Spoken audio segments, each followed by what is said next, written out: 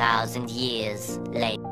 Hello everyone, welcome back. So guys, আজকে আমি যাচ্ছি কামাখ্যা মেলা। তো এখন অফিস থেকে বের হয়ে গিয়েছি।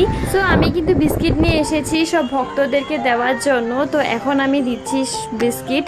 আর সত্যি এটা আমার কিন্তু অনেক দিনের একটা স্বপ্ন ছিল যে আমি আমার নিজের পয়সা দিয়ে কিন্তু সবাইকে দেবো। তো যেটুকু আমি পেরেছি সেটা কিন্তু আমি করেছি। আই হোপ, ঠাকুরকে বলছি মা কামাখ্যাকে যেটা নেক্সট ইয়ার আমি আরও করতে পারি।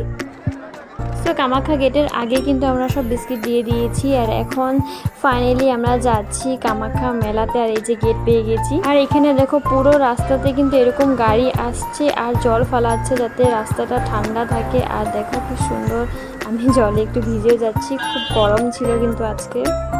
তো আমরা কিন্তু হাঁটা স্টার্ট করে দিয়েছি আর প্রায় কিন্তু 2 ঘন্টা লাগবে যেতে। তো চলো যেতে থাকি। আর আজকে কিন্তু অনেক ভিড় আছে, তো দেখি কতটা টাইম লাগে। তো দেখতেই পাচ্ছ এখানে কত ভিড় লেগেছে।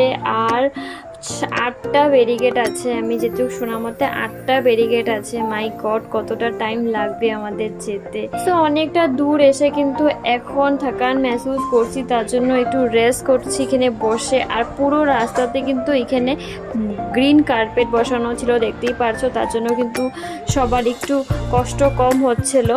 আর জলের গাড়ি তো আছে, তার জন্য একটু কষ্ট কিন্তু কম। তো ওইখানে কিন্তু আরও একটা ব্যারিকেড আছে। তো সেম এরকম ব্যারিকেড অনেকটা আছে, 8টা আছে। সো 8টা ব্যারিকেড পার করে কিন্তু তুমি কামাখ্যা মন্দিরে যেতে পারবে। তো গাইস, ভাবতেই পারবে।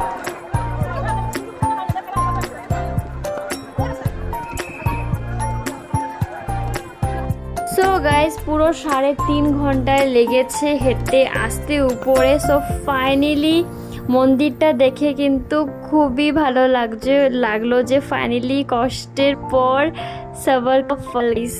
আমার তো অনেক দিনের ছিল যে মাকে দর্শন করব। আমি 2 বছর পরে এসেছি আজকে কামাখ্যা মন্দির।